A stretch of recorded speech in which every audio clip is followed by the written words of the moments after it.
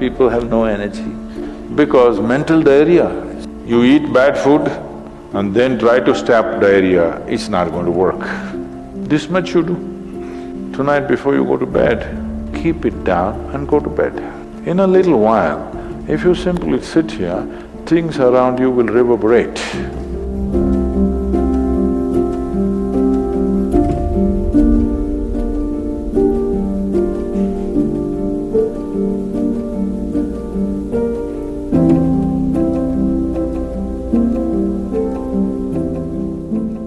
Is it possible to do it without using specific mudras, whatever?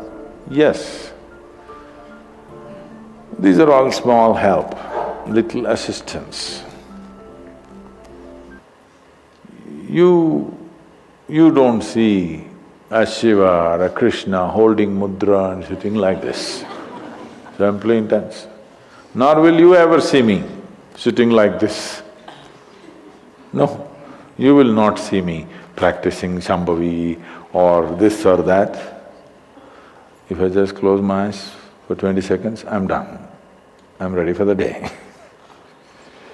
So, this is all good help. But is it the only way to do it? No. You can simply sit. If you learn to simply sit, you will become tremendously intense. Right now, your energy is simply expended by doing unnecessary, endless activity. When you have so much mental diarrhea, how can you have energy? Suppose you have diarrhea, do you see how weak you feel? Yes or no? Right now this mental diarrhea, that's why people have no energy. They want to just eat and sleep all the time because mental diarrhea is very exhausting. If you have physical diarrhea, you know how exhausting it is. Yes? This is also equally exhausting. People are sleeping 8 hours, 10 hours a day, not because they're working so much or their body is in such a bad state, it's just mental diarrhea. If you stop the mental diarrhea, there's enough energy to make this very, very intense. Now how do I stop mental diarrhea? If you have diarrhea, physical diarrhea, what is the first thing to do? Huh? What?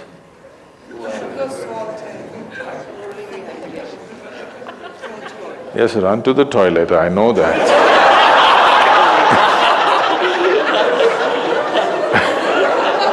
I'm saying as a corrective measure, what's the first thing you do?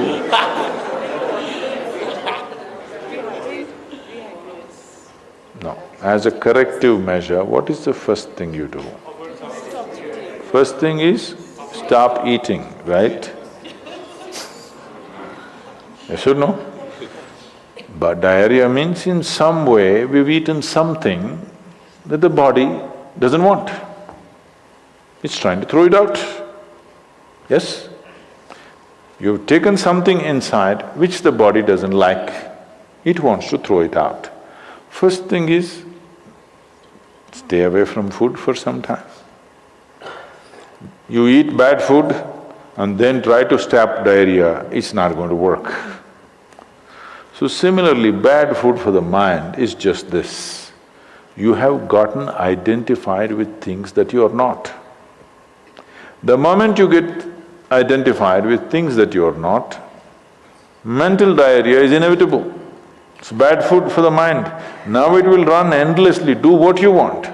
You do any damn meditation, you say Shiva, Rama, it's not going to stop. It's not stopped, isn't it?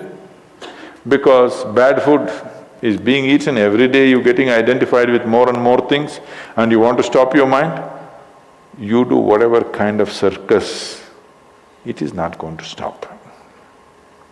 If you disidentify with everything, if you understand what is you and what is not you, If you keep a little distance from that, mind will become still.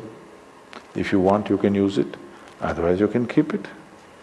Now my hand is there, if I want I can move it, otherwise I can keep it. This is a useful hand.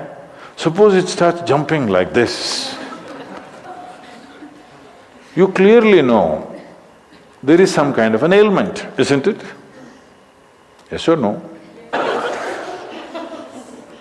So if hand is jumping, you know it's an ailment. If mind is jumping, is it an ailment or no? The ailment has come because continuous wrong diet.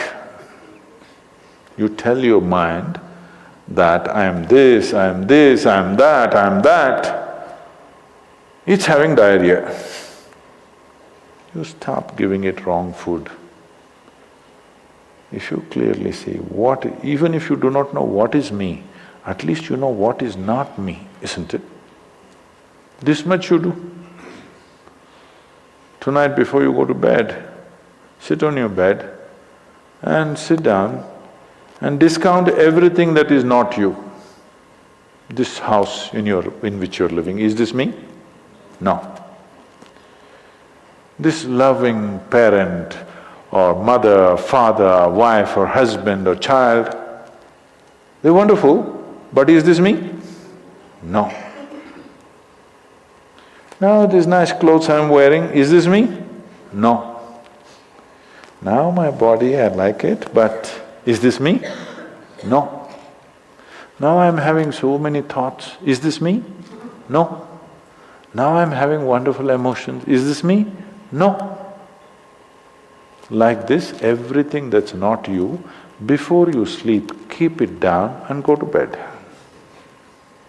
Tomorrow morning, you will wake up considerably more intense than today. Every day you do it. In a little while, if you simply sit here, things around you will reverberate. Really. So I was in…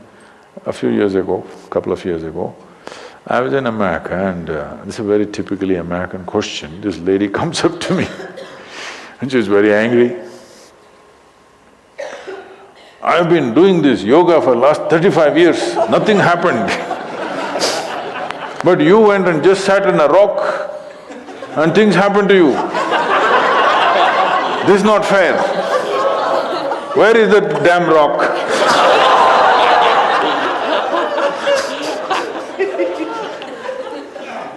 She thinks it's the rock which did it.